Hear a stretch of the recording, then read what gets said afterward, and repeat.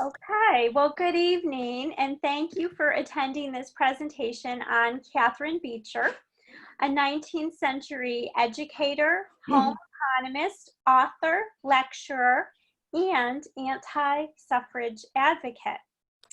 This presentation is being made in conjunction with the Macedon Public Library. I originally prepared it for the Susan B. Anthony House in 2019 as part of their Monday lecture series. This is a very special year celebrating women's suffrage, the 100th anniversary of women getting the right to vote.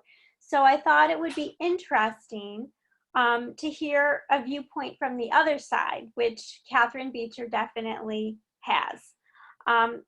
So we're here today to examine the life and work of Catharine Beecher and examine how her beliefs about domesticity shaped the world of women, not only in the 19th century, but women of today as well. Catharine Esther Beecher was born on September 6, 1800 in East Hampton, New York, the eldest child of Lyman Beecher, the well-known 19th century minister, and Roxana Foote Beecher. She had 10 siblings, and here is her family tree. Many of her siblings were well known in her time, perhaps the most well known today being Harriet Beecher Stowe, her younger sister. Her brothers Edward and Charles were important ministers and theologians in the 19th century. Isabella Beecher Hooker was a well-known suffragist. Catharine Beecher was perhaps the most well-known of the Beecher sisters early in the 19th century, but she may have been eclipsed somewhat by her sister Harriet mid-century when she wrote Uncle Tom's Cabin. I was first introduced to Catharine Beecher back in 1986 when I was a 20-year-old student at Cornell's College of Human Ecology. I took a women's history course from Professor Joan Jacobs Brumberg, now a Stephen Weiss Presidential Fellow at Cornell. I remember at first being confused about Catharine, this woman who sought to raise the status of women in society, yet who had a strange way of doing it. She didn't support suffrage. She wanted women to stay home or enter what she deemed was the one natural woman's profession outside of their roles of wife and mother, that of teaching. She didn't want women to have a place at the table in public affairs, but she wanted them to work behind the scenes. At the time, I really didn't appreciate Catharine's relevance to my life. Yes, I was a student in the College of Human Ecology, a school that started because of the very foundations that women like Catharine Beecher laid in the 19th century. The college's mission then and now is to improve the lives of individuals and families through fields such as science, sociology, social policy, psychology, and the design of the human environment. Was this woman and her antiquated beliefs about the special role for women in domesticity worthy of my time? I naturally came to the conclusion that she was. Perhaps, however, I didn't fully recognize her impact on the culture till I had actually lived life a bit. My research, more than 30 years later, from the perspective of a professional working woman, wife, mother of grown children, homeowner, and of course voter, has given me more appreciation for her life's work and what she tried to accomplish and what she did accomplish. Catharine Beecher spent the first half of her life developing her ideas of womanhood and domesticity in a special sphere for women, and then moved beyond that in the second half of her life to focus on the improvement of women's lives as a whole, from their physical and mental health to their world of work and their social roles. She had her own way of supporting other women, but did so in an entirely different manner than the system used by men. Her life was marked by her struggles with religion due to the powerful role that ministry played in her own family. She cast a role for herself as a teacher, an educator, and encouraged women to willingly take on these roles as mother, teacher, guide, moral influence. Yet oddly, Catharine never married. She did not enjoy classroom teaching. She started schools and projects and then gave up on them, leaving other people to run them. She gave advice on housekeeping and was sort of the Martha Stewart and Dr. Spock of her day, yet she never owned a home or had a child of her own. She espoused family harmony, yet she often caused disruption between her own family members, her father, his wives, and her siblings. She was very strong-willed. She had a public role, wrote books and pamphlets, and spoke in public, all while teaching that women must be the subordinate to their husbands, and must play a secondary role in society. She also encouraged women to change society through peace and love, and not through the ballot. She said all women must do is ask for what they need.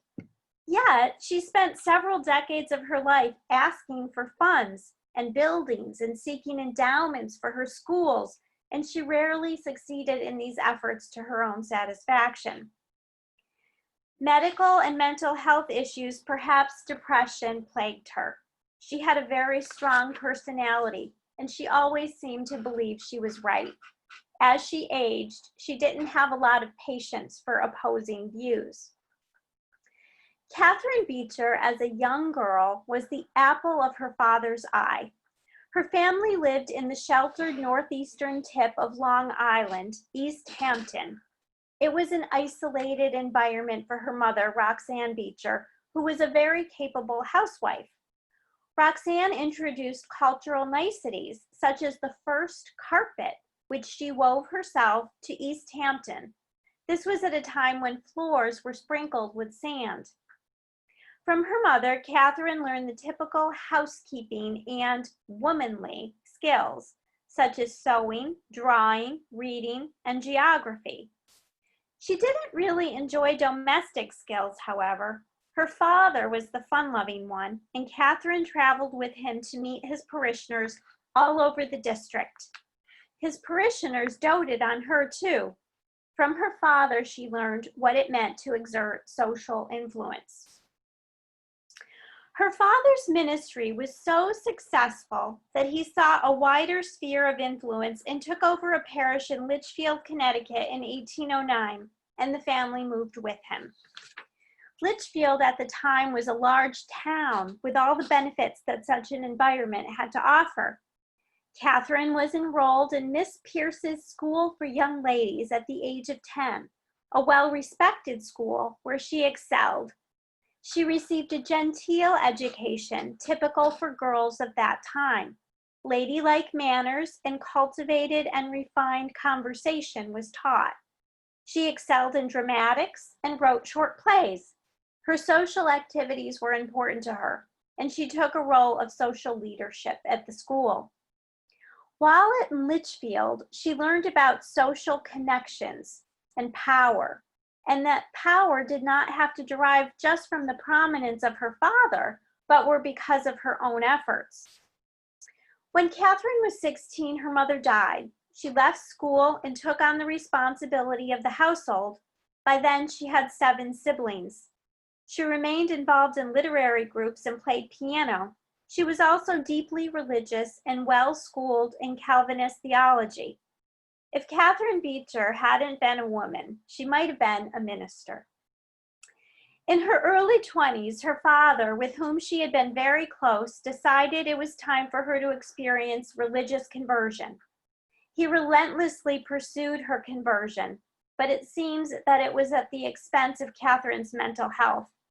At the end of 2 years, she had had enough. She remained deeply religious, but unconverted. She also became engaged to Alexander Fisher at the age of 22. He was a professor of natural philosophy at Yale. Not long after their engagement, he died at sea while traveling to Europe to give a series of lectures. His death put Catharine into a funk.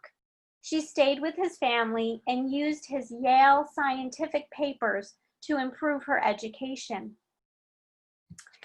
Catharine used some of the money that she had, here's a photograph of Catharine. And then let's see. This is the Hartford Female Seminary. So Catharine used some of the money she inherited from her fiance to open the Hartford Female Seminary in 1823. I've only found a drawing of it. I don't believe that the physical structure still exists today. But at the time, it was very successful. It became a successful girls' school, and it had to move to larger accommodations. Catharine was a well-respected administrator of the school. However, she found she didn't like teaching. She was able to arrange her schedule so that she only had to teach in the mornings and other teachers taught in the afternoons.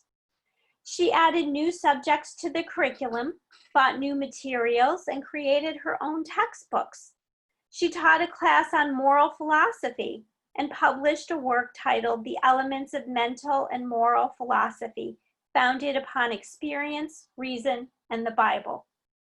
She gained some social prestige in Hartford from her position as head of the school, and that school actually became a religious center for students. Catharine encouraged her students to submit to her as their religious mentor, and she diligently sought their conversion, despite the fact that she herself had never experienced that. Catharine couldn't be an actual minister like her father and her brothers, and she'd never experienced this conversion, but she tried with her students to serve in a ministerial capacity. As her school expanded, students from different religious traditions joined, so Catharine needed a new philosophy, not tied to religion. She began emphasizing character formation over conversion, which didn't require a minister or a seminary. Here it was in her 20s that the beginnings of Catharine's theory that female qualities, ones of submission, purity, and domesticity, placed women on a higher plane than that of men, and that thus women were the better examples of moral authority than men. Morality, not piety, became her new cause, and a morality based on gender roles. Catharine incorporated notions of Republican motherhood into her teachings. She recognized that home was the place where a person's character must be formed. Home was the place where we learn personal habits and manners, and where we develop a conscience and first learn and internalize the skills needed for daily life. Her focus was the family, the home, and women's place in it. Catherine Kish Sklar, the noted Catharine Beecher biographer and author of Catharine Beecher, A Study in American Domesticity, which I relied heavily on in starting my research for this presentation, said that Catharine Beecher basically nationalized the home. It wasn't just a haven, but a microcosm of society, whose members had to be submissive to those in a higher order and sacrifice for the greater good. Women were supposed to sacrifice their participation in the outside world, be submissive to their husbands, and become sort of a domestic goddess of home life. While in Hartford, Catharine became so popular that she tried to establish funds for an endowed school for women. She failed at this, and it was deeply upsetting to her. As a result, she became unhappy with Hartford. Nevertheless, her social prominence in Hartford, mostly founded on socializing and ingratiating herself with the wives of prominent Hartford men, led her to believe that she could easily transfer her power elsewhere. So she moved with her father and family to what was then considered the Great West, which was Cincinnati, where her father began a new ministry. In Cincinnati, Catharine envisioned teaching as a profession specifically designed for women, similar to the role of mother, and she wanted to support teaching as an alternative to women who did not marry. At the time, teaching wasn't necessarily a woman's profession, but cultural changes were going on. Economic changes meant that fewer men were available to teach, because they could find more lucrative employment in the business world.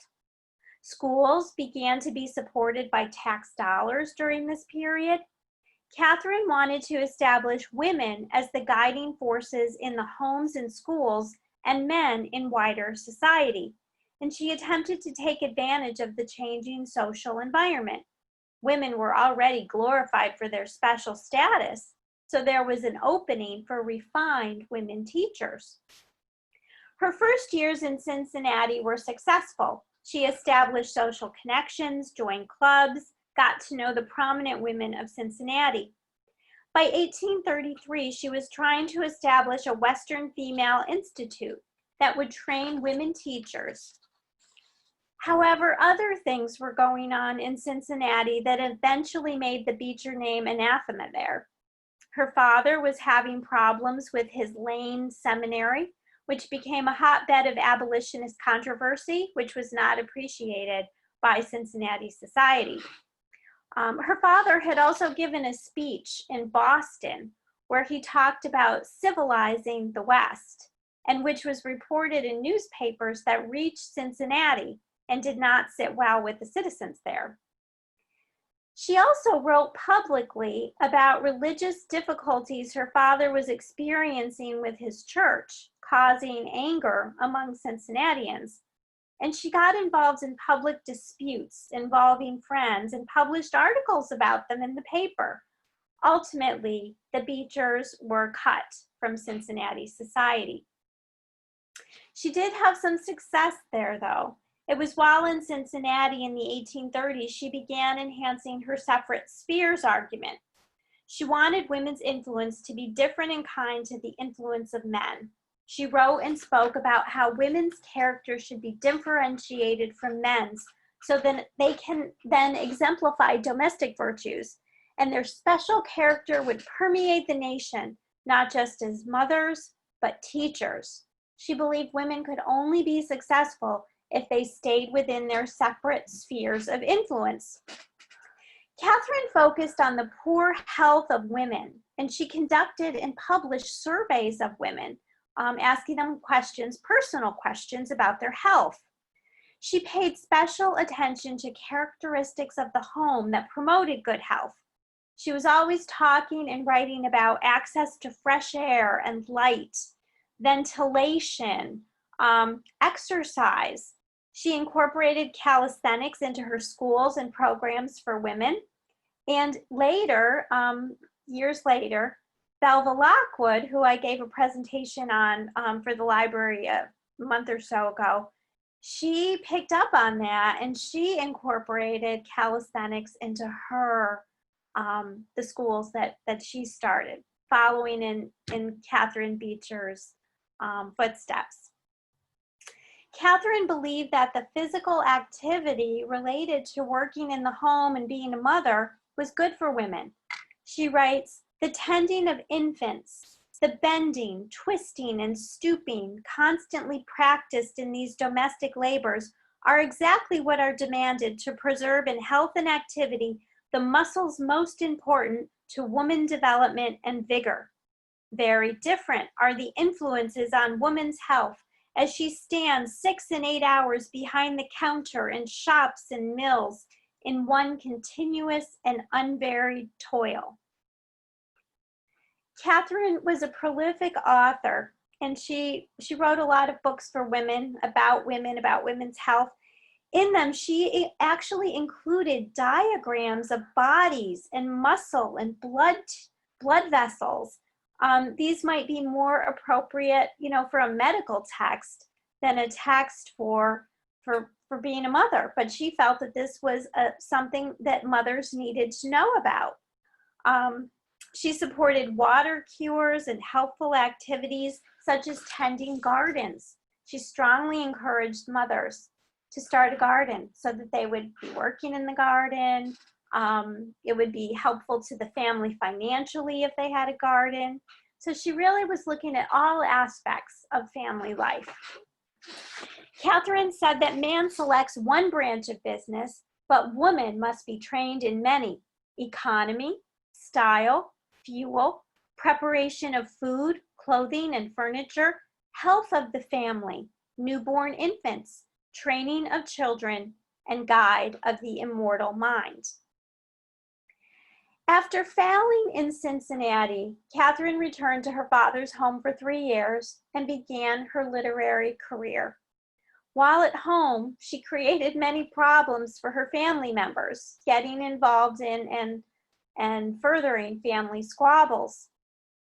The Limits of Sisterhood by Boydston, Kelly, and Margonis reviewed the letters over the decades between 3 of the Beecher sisters, Isabella Beecher Hooker, the suffragist, Harriet Beecher Stowe, and Catharine Beecher.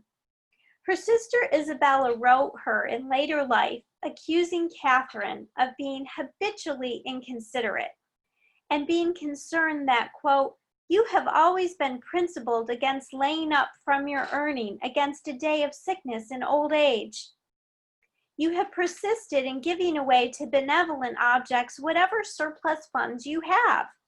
She goes on, "There is another reason why I am far less happy to receive you into my family, and that is because your principles lead you to make use of what you unavoidably see and hear in the family circle to the serious injury of the family.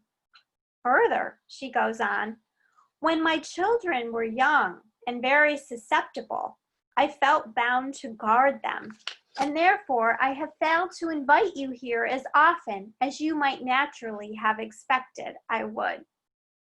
This was an incredible letter being written to the Martha Stewart of her time, the Dr. Spock of her time, basically saying, we didn't even want our children to be around you because you caused so many problems for the family. It must have been a hard pill to swallow for Catharine. In 1841, Catharine published a treatise on domestic economy. It was extremely detailed and became an instant hit, going through many, many printings during her lifetime. Catharine became extremely well known and well respected in the area of domestic economy. Her book, which later she and her sister Harriet Beecher Stowe wrote the sequel to, The American Woman's Home, had many detailed chapters and a very long and detailed preface that introduced her philosophy on what she termed the peculiar responsibilities of American women. It said that there was a religious doctrine, love one another, that meant that the happiness of woman was the same as that for men, and that thus the principles of democracy were consistent with those of Christianity, and that laws must be established which sustain certain relations and dependencies in social life with reference to the good of all. And that for this purpose, she writes, there must be magistrate and subject, one of whom is superior and the other inferior. There must be the relationship of husband and wife, parent and child, teacher and pupil, employer and employed, each involving the relative duties of subordination. But who shall take the higher and who the subordinate stations in life? She writes that in a truly democratic state, each individual is allowed to choose for himself who shall take the superior or the inferior position. She writes, no woman is forced to obey any husband but the one she chooses for herself, nor is she obliged to take a husband if she chooses to remain single. Her book became the Bible for all young American women who could afford it. It had many detailed chapters covering topics such as on the care of health, on healthful food, on healthful drinks, on early rising, on economy of time and expense, on the management of young children, on accidents and antidotes, on starching, ironing, and cleansing, on the care of parlors, on the care of the kitchen, cellar, and storeroom, on sewing, cutting, and mending, on the care of yards and gardens. These were just some of the topics. She went through each topic with intense detail, and I have to say, it made for very dry reading when I was putting together this presentation. Basically, Catharine wanted all women to be the nurse, accountant, economist, time manager, family physician, child and family psychologist, and child rearing expert in every family across the country. The scope of what she required of women was astounding. She argued that women needed to know all of these things to be a proper wife and mother, and thus she needed to be properly taught these things, not only at home, but also in school in a scientific manner. She became well known as a national authority on the well-being of the American home and its occupants, and she inspired a whole genre of books and magazines devoted to the home and the care of children. Martha Stewart, in an interview written about in From Catharine Beecher to Martha Stewart, A Cultural History of Domestic Advice, acknowledged her familiarity with the history of manuals for domestic advice and said that she had copies of 19th century advice manuals in her office. Let's see. Oddly, at about the time I originally prepared this presentation, I was reading the paper one day and I came across a Dear Amy advice column. This is sort of like the Dear Abby of our time. Dear Amy was advising a former professional woman who was now a stay-at-home mother and who felt underappreciated by her husband. According to Dear Amy, a survey released by Salary.com said that a stay-at-home parent works about 96 hours per week and should earn an annual salary of $162,581. This high figure reflects the multitude of roles the stay-at-home parent assumes. I'm sure Catharine would have been in complete agreement. In her 40s, Catharine encouraged the development of a profession, that of teaching, for unmarried women. She went full steam with her plans for schools that would educate women teachers who would then be placed in schools out west. She taught that teaching was the proper profession for unmarried women, and it kept them out of unhealthy factories and sweatshops.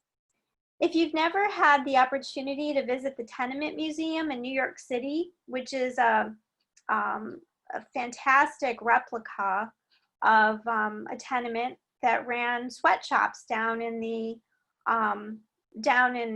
Lower Manhattan in the Garment District, you'll get an idea of how horrible some of these sweatshops could be.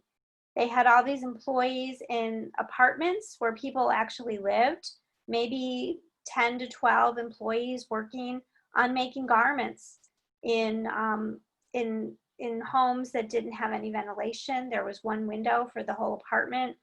There was a wood burning stove for cooking the family's meals.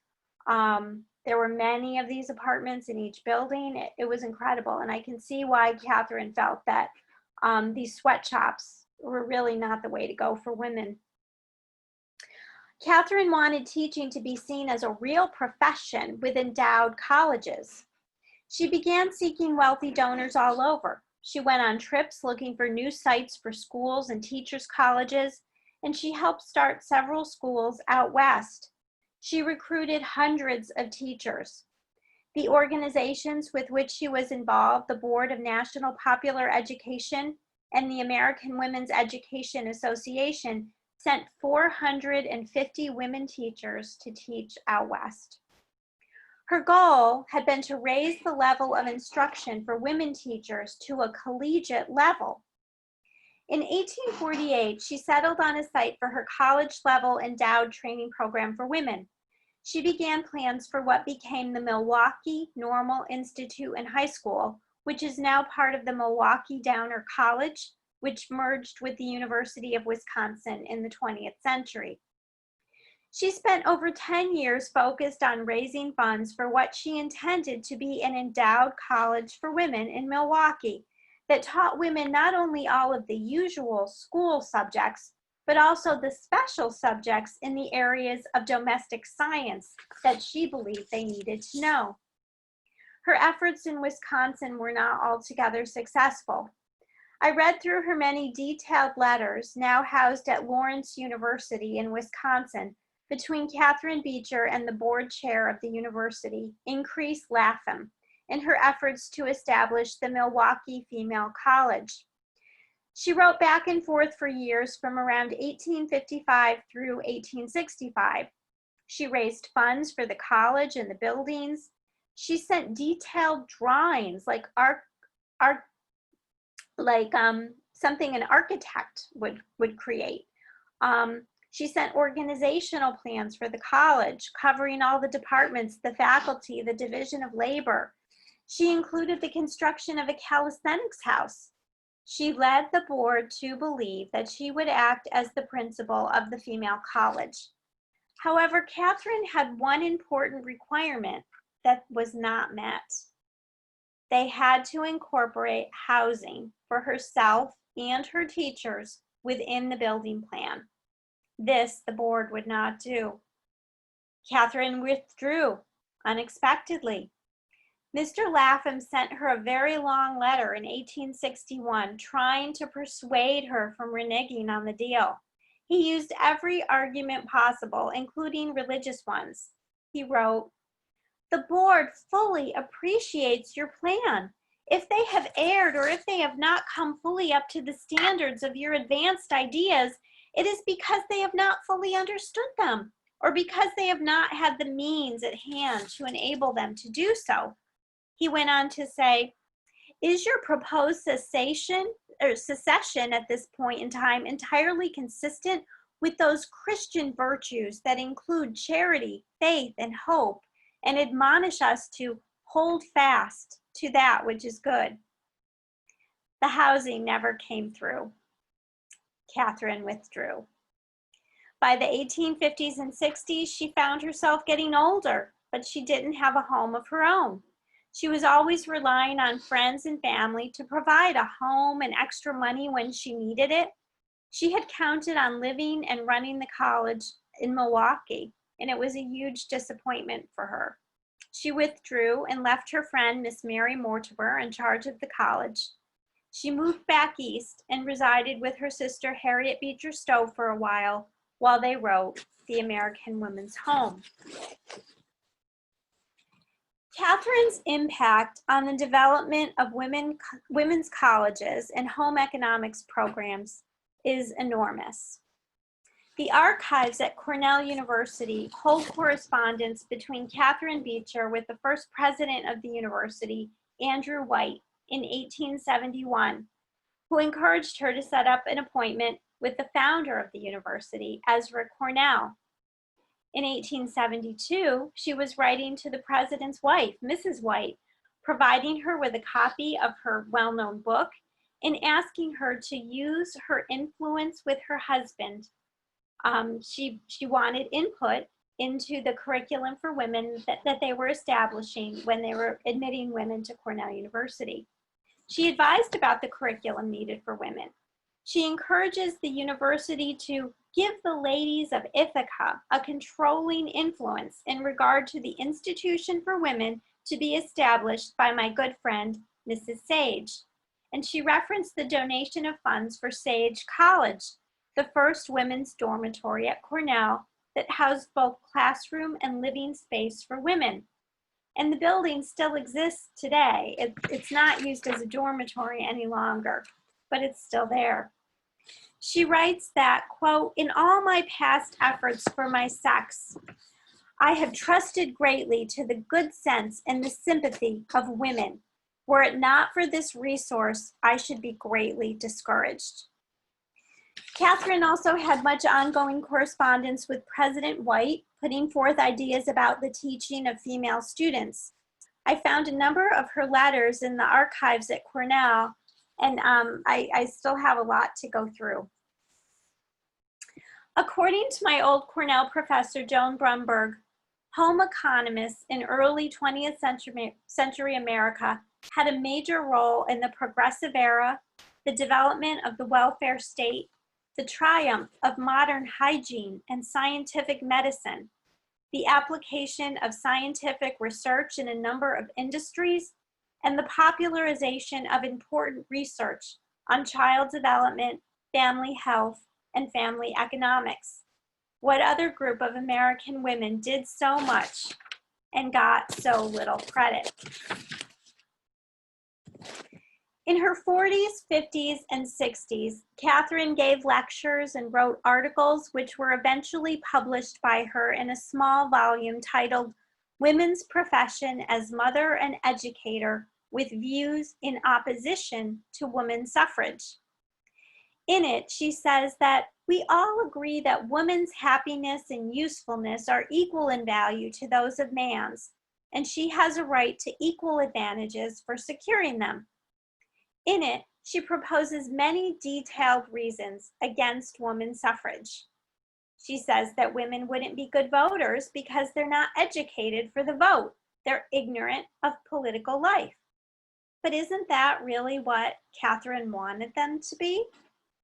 She said that women would be influenced by their husbands in the vote and would vote just like them. She said they would be incompetent and dangerous voters, and she relied on the poor character of those who supported women's suffrage. But the one argument that really stayed with me was, it must be a very long time before women's suffrage can be gained, so that the evils it is hoped to cure by the ballot would continue for a long period, and that it could be remedied by a more direct and speedy method. And that method was to ask the men for what we need. Ask the lawmakers to change those laws according to the rules of justice and mercy. Ask for the thing needed instead of the circuitous and uncertain mode of the ballot. She goes on to say that women need training for their profession. Will the ballot secure their highest usefulness and the happiness of women? When institutions are endowed to train women for all departments connected with the family state, domestic labor, now so shunned and disgraced, will become honorable, will gain liberal compensation, and will enable every woman to secure an independence in employments suited to her sex. She goes on, then there will be few or none who wish to enter the professions of men or take charge of civil government. As equal rights, voting rights, and civil rights became the prominent discussion taking place in the 19th century, Catharine's goal was to provide a submissive role for women because she believed it supported the general good. Never having had a home of her own, at the end of her life, she moved in with her brother, Thomas Beecher. She died in 1878 in Elmira, New York, of a stroke, still planning to organize new women's commissions at the time of her death. Catharine Beecher is probably not the type of woman you would expect to be hearing a presentation about in the year 2020, the 100th anniversary of women getting the right to vote. Victoria Woodhull verbally attacked Catharine in 1871. She said, if the Catharine Beechers who now clog the wheels of progress and stand forth as the enemies of their sex and therefore of the human race, doing their utmost to cement the chains of their degradation, giving to man the same power over them as he possesses over his horses and dogs and other chattel property. If we say they consider this to be their mission and they are satisfied to be the puppets of man's caprice, let them do so, but not at the expense of other women. Elizabeth Cady Stanton said of Catharine, Catharine said she was opposed to suffrage, and if she thought there was the least danger of women getting it, she would write and talk against it vehemently. But as the nation was safe against such a calamity, she was willing to let the talk go on because the agitation helped her work. It is rather paradoxical, I said to her, that the pressing of a false principle can help a true one. But when you get all the women all thoroughly educated, they will stop off to the polls and vote in spite of you. So, was Catharine Beecher a feminist? I believe, in her own way, that she was. She sought to enhance the status of women in society by emphasizing their differences from men, their special roles. Of course, this was at a time when women had no rights. They had no right to vote. They often were considered the property of their husbands. Their legal identity was subsumed in their husband's identity when they married. They couldn't make contracts on their own without their husband's consent and participation. So she wanted to enhance the status of women. She gave women the tools to enhance their professional competence in what she felt was their special job as wives, mothers, and teachers. Thanks to her and progressive women like her, we have colleges devoted to teaching the broad array of studies covered under the rubric of home economics. Catharine Beecher had her own ideas about how to go about supporting women. Perhaps from the perspective of 21st century persons, we think of her ideas as quaint, but she started a national discourse on the importance of women in society at a time when women couldn't exercise any of their power directly. And it is that empowerment of women that was and is so important in the history of the feminist cause. Thank you. Any questions? Thank you. Yeah. I find it's so ironic that she was an expert on all these things and yet she didn't do it. She didn't.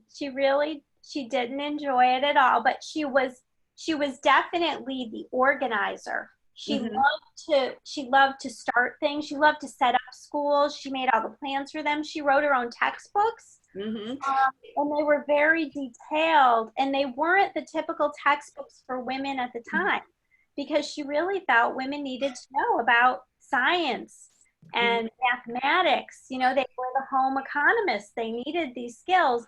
So the textbooks really went beyond what normal textbooks for women would have been at the time. But teaching directly in the classroom was not something she liked. Yeah. Yeah. That's interesting. Yeah.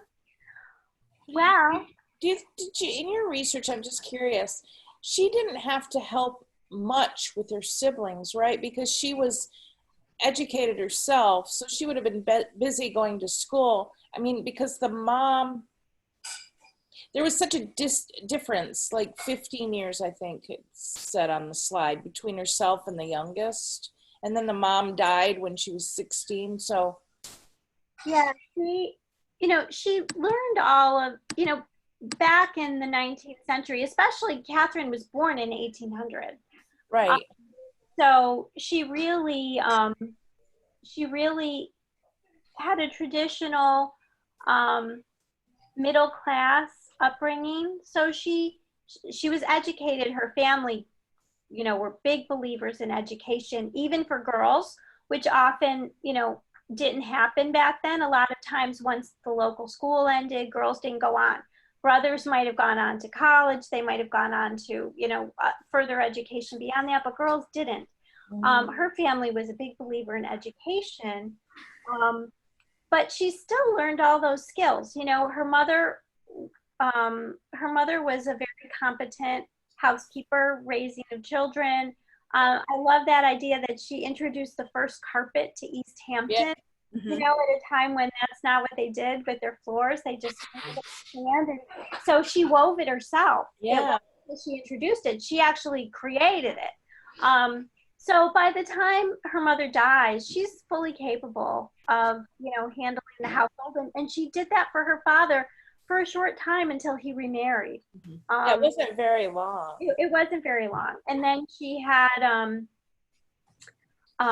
more siblings, and then he actually remarried another time after that. His wife died, and he married again. But yeah, she was very close to some of her brothers, and I think to Harriet. She obviously had some difficulties with some of her sisters, Isabella, Beecher Hooker. I think not only personal but maybe ideological too, because she was a big proponent of women's suffrage, whereas Catherine, was totally the opposite. She thought that is not the way to go. So, but yeah, she's an interesting character. Yeah, she is. She really is. Well, thank you for this presentation. Oh, it was my pleasure. Thank you for tuning in. And you'll send me the link and I everything. will. It takes a little time for it to process, and then I'll have to upload it to YouTube. But once that's done, I'll send it to you. Okay, great. Thanks. Thanks a lot, Stacy and Kim. Yep, Thank thank you. All right. Have a nice night, everyone. All right. Good night. Good night.